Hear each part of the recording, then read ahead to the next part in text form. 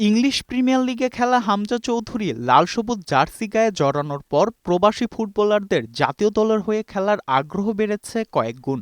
এবার জাতীয় দলের হয়ে খেলার সম্মতি জানিয়েছেন কানাডায় বসবাসরত বাংলাদেশি বংশোদ্ভূত ফুটবলার সামিত সোম।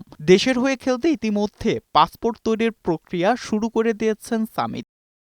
তবে আগামী 10 জুন ঘরের মাঠে সিঙ্গাপুরের বিপক্ষে তার অভিষেক নিয়ে দেখা দিয়েছে অনিশ্চয়তা। এর আগে তিনি কানাডা জাতীয় দলের হয়ে দুটি প্রীতি ফুটবল ম্যাচ খেলেছেন। তাই কানাডা ফুটবল অ্যাসোসিয়েশন ও ফিফা প্লেয়ার্স কমিটির ছাড়পত্র প্রয়োজন হবে বাংলাদেশের হয়ে খেলতে। যদিও কাজটি দীর্ঘমেয়াদী, তবুও বাফুফে চায় যত দ্রুত সম্ভব আনুষ্ঠানিকতা সম্পূর্ণ করার। ফিফার হাতে যেটা আসলে আমাদের কন্ট্রোলে নাই। সো ফিফার ওখানে কতটুকু সময় লাগবে এটা আমাদের we will try our best.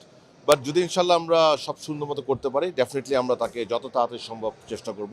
এদিকে সাবেক ফুটবলার আমিনুল হক মনে করেন, বিদেশি ফুটবলারদের দেশের হয়ে খেলাটা দীর্ঘমেয়াদী কোনো সাফল্য বয়ে আনবে না। গ্রাসরুট লেভেলে হামজা চৌধুরী তৈরি করতে হবে, তাহলেই আমরা একটা জায়গায় পৌঁছাতে পারবো। এবছর সিঙ্গাপুর ছাড়াও হংকং ও ভারতের বিপক্ষে ঘরের মাঠে একটি ম্যাচ খেলার কথা রয়েছে বাংলাদেশের।